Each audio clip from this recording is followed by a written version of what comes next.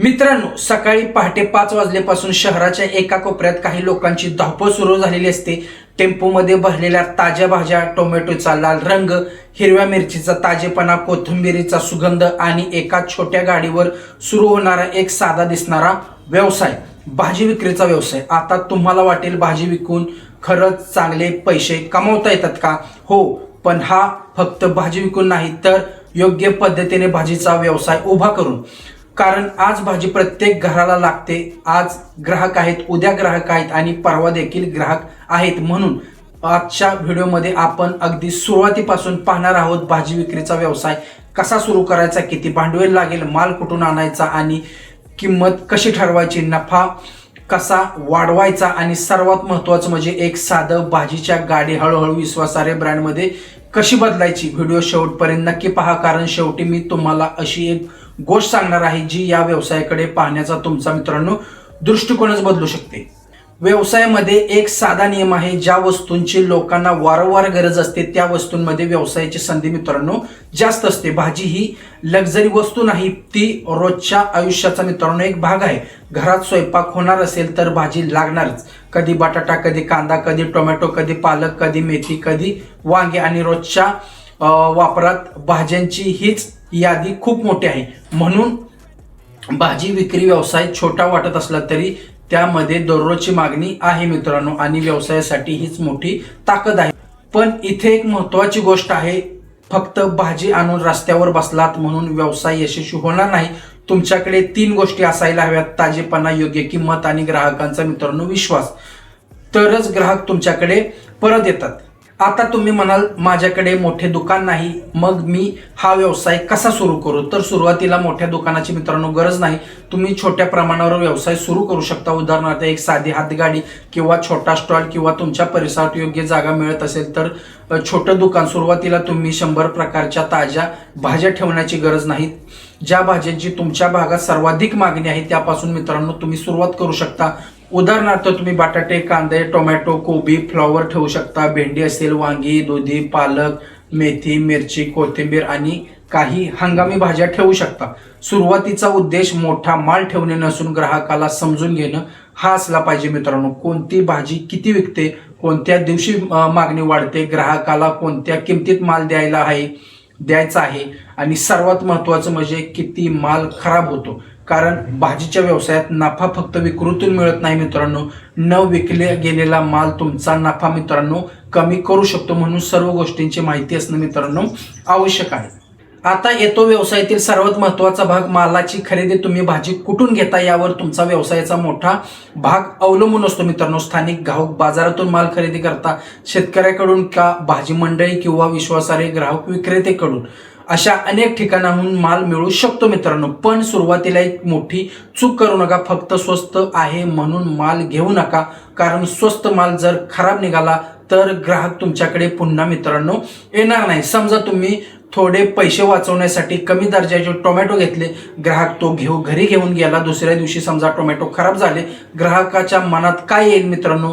या विक्रेत्याकडून पुन्हा भाजी घ्यायची नाही। म्हणून लक्षात ठेवा, तुमचा पहिला ब्रँड तुमची मित्रांनो ताजी भाजी असते।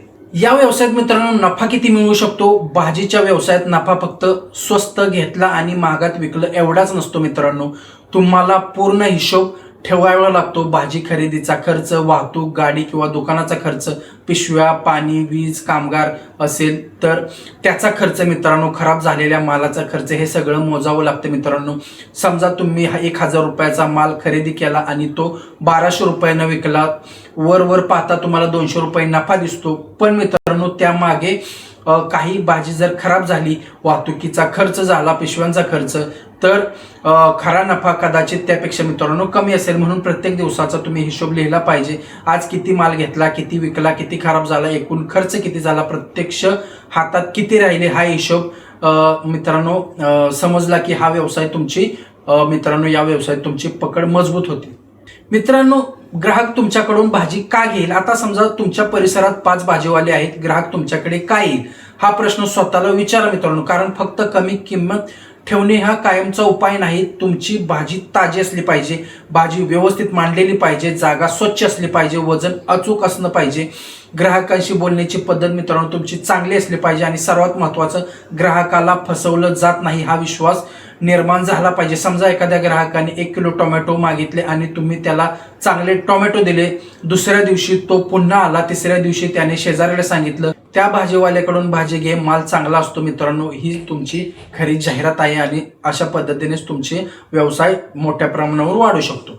या व्यवसायाची मित्रांनो एक स्मार्ट कल्पना सांगतो. तुम्ही फक्त भाजी विकू नका, ग्राहकाची सोय विकायला सुरुवात करा. उदाहरणार्थ मित्रांनो तुम्ही घरपोच भाज्या उपलब्ध करा, व्हॉट्सअपवर ऑर्डर घ्या, तुमची भाजी आम्ही तयार करून ठेवतो, अशा सुविधा तुम्ही तुमच्या भागानुसार सुरू करू शकता मित्रांनो. आज ग्राहकाला बाजारात जाण्यासाठी वेळ नाही मित्रांनो, ऑफिस असतं, घर असतात, मुलं असतात, दैनंदिन कामं असतात, सगळं सांभाळताना जर त्याला फोनवरून भाजी ऑर्डर करता आली तर तुमची सेवा तुमच्यासाठी अधिक सोयीची होते मित्रांनो. म्हणून व्हॉट्सअपवर रोजचा छोटासा फोटो टाकू शकता.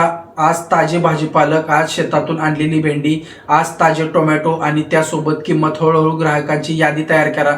आज 10 ग्राहक, उद्या 20, 50 आणि एक दिवस तुमच्या फोनमध्ये शेकडो ग्राहकांचे मित्रांनो नंबर असू शकतात मित्रांनो. अशा पद्धतीने तुम्ही व्यवसाय चालू शकता आणि सोशल मीडियाचा देखील तुम्ही चांगल्या प्रकारे वापर करू शकता. भाजी विक्रीमध्ये आणखी एक गोष्ट तुमच्या व्यवसायात वेगळं करू शकते मित्रांनो, स्वच्छता. तुमची गाडी किंवा दुकान स्वच्छ ठेवा. भाज्या जमिनीवर अस्ताव्यस्त ठेवण्याऐवजी व्यवस्थित कॅरेटमध्ये ठेवा. पालेभाज्या ताजे दिसतील अशा पद्धतीने मांडल्या पाहिजेत मित्रांनो. ग्राहकाला भाजी निवडताना चांगला अनुभव मिळाला पाहिजे आणि घरपोच सेवा देत असाल तर भाजी व्यवस्थित पॅक करा. कारण ग्राहक जेव्हा तुमची पिशवी हातात घेतो मित्रांनो तेव्हा त्या पिशवीत फक्त भाजी नसते, त्यात तुमच्या व्यवसायाची मित्रांनो प्रतिमा असते मित्रांनो. त्यामुळे तुम्ही स्वच्छता आणि पॅकिंगवर जास्त लक्ष दिलं पाहिजे. त्यामुळे तुमचा ग्राहक वाढेल आणि ग्राहकाचा विश्वास वाढेल आणि तुमचा व्यवसाय देखील खूप मोठ्या प्रमाणात वाढण्यास मित्रांनो मदत होईल. आता समजा तुम्ही एक छोटा स्टॉल सुरू केलाय, दररोज ग्राहक वाढू लागले, आता पुढे काय करायचे? इथेच मित्रांनो खरा व्यवसाय सुरू होतो मित्रांनो. तुम्ही छोटी गाडी किंवा छोटा स्टॉल सुरू करता, परत तुमचे नियमित ग्राहक होतात, परत तुम्ही घरपोच सेवा देऊ शकता मित्रांनो. व्हॉट्सअपवर ऑर्डर घेता, परत तुम्ही मोठं दुकान करता आणि पुढे एका नावाने अनेक ठिकाणी तुम्ही विक्री करू शकता. पुढे तुम्ही फक्त भाजी विकणारे व्यक्ती राहू शकत नाही मित्रांनो.